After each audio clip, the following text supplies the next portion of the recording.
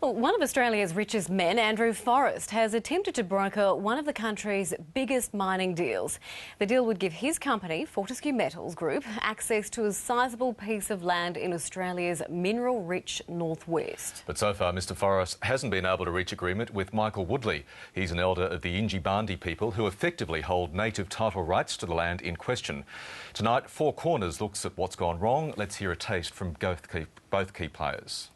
We've suffered for so long, and the only way to get out of poverty, the only way to fix up some of our social problems is to insist that these companies pay a fair deal. Before the Native Title Act existed, there were very few, if any, contributions. The Native Title Act has come in, and there are now contributions everywhere. That's great. Where Fortescue stands is, because I've been in this country, unlike so many other executives, they might swing their way in from London or wherever. I've grown up in this country. I've seen how wonderful these people are and how they can slowly be strangled at the hands of welfare. Andrew Forrest and Michael Woodley there, locked in a dispute over use of land in northwestern Australia. And for more, Kerry O'Brien is the presenter of Four Corners and he joins us now from Sydney. Good morning. Anne, how are you? Well, thanks. But it seems to be a case of two men saying they have the community's best interests at heart. Now, I believe you've spoken to Andrew Forrest. Just what is he proposing for the Indigenous community? Well, the situation is that we're talking about 13,000 square kilometres of Yinjibarndi land in the Pilbara. Part of that land has already been granted native title and the Yinjibarndi have proved their continuous connection to the land. Another part, and this is the part in question, where Andrew Forrest wants to mine massive deposits of iron ore, the Solomon Hub mine, is under claim and still being processed. And there has to be a negotiation take place. That's taken place over 4 years. In fact, it can be much shorter than that. The real issue of this story, Anne, is that native title has been operating now for nearly 20 years, and what it's throwing up is quite a range of very inconsistent outcomes. The miners, like Andrew Forrest, are required to negotiate in this instance, but after a period of 6 months or so of what can be deemed to be reasonable negotiation, in truth the miners can go ahead once they get the nod from the Minister and get their mining lease approved and signed off by the Native Title Tribunal. In this instance, the negotiations have gone on for 4 years. Michael Woodley, on behalf of the Yinjibarndi, eventually walked away from the deal, and now a group from within that original negotiating party has broken away. They want to do a deal.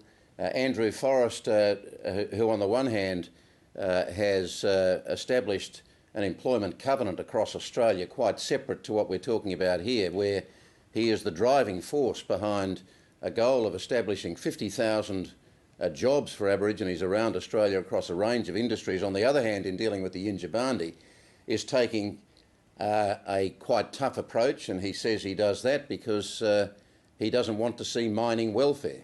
On the other hand, Michael Woodley, on behalf of the Yinjibarndi Aboriginal Corporation, says we can walk and chew gum. We have established that we can look after our own affairs. We have the right to negotiate a reasonable return for this vast amount of ore being taken from this land. We should be able to control our own destiny. So that is the hub of the story. But what does Andrew Forrest then say when he's given that counter-argument there from Michael Woodley?